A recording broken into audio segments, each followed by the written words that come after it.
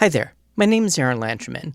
I'm a professor of electrical and computer engineering at Georgia Tech, and I have a variety of educational materials on YouTube. The most well-known video series I have on the platform is probably that for ECE 4450, which is my class on analog circuits for music synthesis.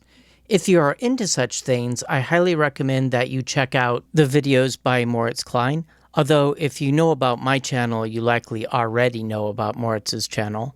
But you may not know about the channel by The Audio Fool. He has a wide variety of videos on basic electronics, as well as videos on advanced synthesizer topics.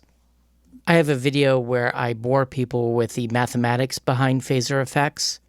The Audio Fool builds a phaser on a breadboard and shows it to you on an oscilloscope. So, go subscribe to the Audio Fool channel and block out a weekend to devote to binge watching his back catalog.